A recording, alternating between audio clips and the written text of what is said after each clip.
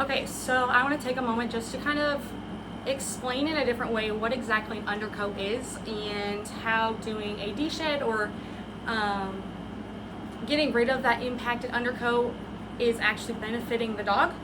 So I have all sorts of different analogies that I use for this, but I also from personal experience know that visual learners struggle in other ways of learning, so we're going to try and do this a little more visually. So if this is our normal skin, this is our dog's skin. I'll come a little closer so you can see this. This is our dog's skin, okay? And we have our normal, this is our dog's hair.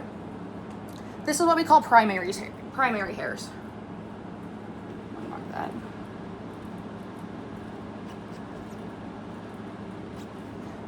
I don't know an actual number for this, but let's say a dog has 1,000,000 of these, okay? All over their bodies. These are their individual hair follicles. Let's say there's 1,000,000, okay? So when you hear that, you hear like, oh, I would do that 1,000,000 times, whatever. And it's kind of just like, you brush it off. But if you were to actually get 1,000,000 on a check, like that's a lot of zeros. That's a lot. So it is kind of, when you actually think about it, a lot. Like I said, I don't know if that's actually the right number. I'm just using that for an easy example. But dogs with undercoats, so like Great Pyrenees, Huskies, Corgis, even Terriers, a lot of dogs that you don't even realize have undercoats are being affected by this process, their undercoat and how we treat it, especially in the grooming world.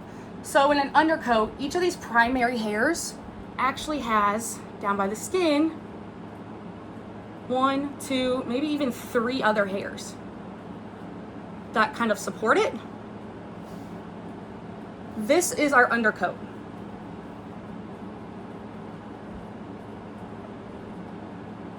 I just spelled that wrong. AKA secondary hairs.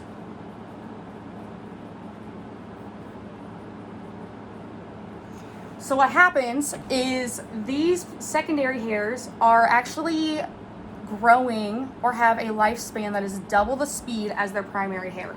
So every hair follicle, just like us, has a lifespan.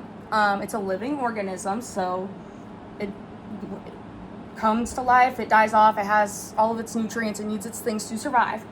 But these guys actually grow and come in faster, they die off faster. So what happens is if we don't clear these out, this skin just kind of starts to build up with all the stuff. And how dogs control their temperature is different from us. They don't have full body sweat. They do have a little bit of a sweat gland, but it processes different. So they don't perspirate throughout their whole body or through all of these little hairs. So if they have, let's say, all these undercoat hairs, let's say each hair has 2 of those. We're now looking at 2,000,000 hairs on these dogs. And half of them are growing faster than the other, which is why you are always finding hair on your floors and why you are always feeling like your dog is shedding. But why is this important when it comes to grooming? Well, this stuff, when it gets built up, it's working as an insulator. This is actually what controls, this is your thermostat, so to speak. This is your sensor to the brain. It's telling the body how to, if it needs to cool off or heat up.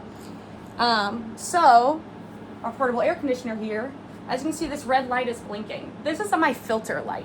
I'm going to turn this off. And in this case, this is our primary hair, okay? This is our dog's body. This is the skin. However, this filter acts as our undercoat.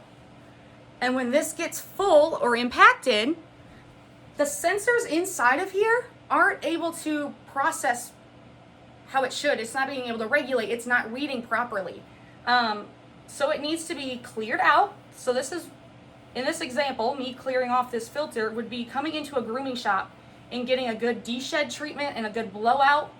For us, that all happens for the most part in the tub. Our desheds happen in the tub, but every salon is different. So you definitely want to ask, what is your deshed process? Some salons don't know how to properly deshed because they aren't used to such undercoat dogs or they haven't had proper education.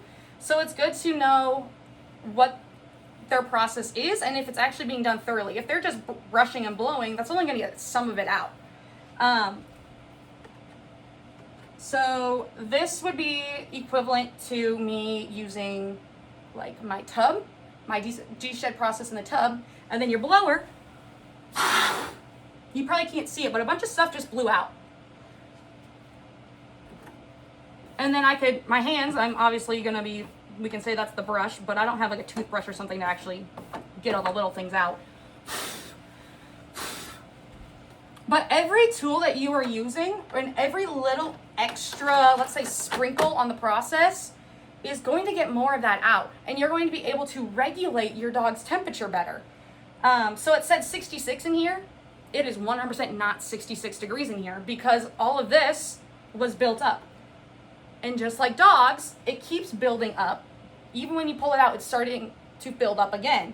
I clean this out routinely because of the dog hair. Okay, that's exactly what it is. I have pets, so it's pulling in this hair. So just like how I have to clean this filter routinely, your dog needs to be done routinely. For double-coated dogs, we say no more than 12 weeks. Ideally, some dogs can go longer, but it all depends on the owner. In our salon, we say even with non-undercoat dogs, you have to earn a longer duration of a grooming routine. So it's best to start at your average 6 to 8 weeks. And if you are able to maintain that and they aren't very impacted the next time they come in, then maybe we can try 10 weeks. And if that's still good, or if they seem to build up faster than an average dog or slower than the average dog, then we can critique that. But the best way to ensure that your dog is living and processing things how they need to be is by understanding scientifically how their body works. Just because they're a living organism like us and need the basic food, water, oxygen, shelter to survive, their DNA makeup is still different than ours. So hopefully that helps. If you have questions, I can easily do another way of explaining it. But as a person who needs visual clues and visual learning, and also something that you can relate to, I feel like that this is kind of just what resonates the most with people.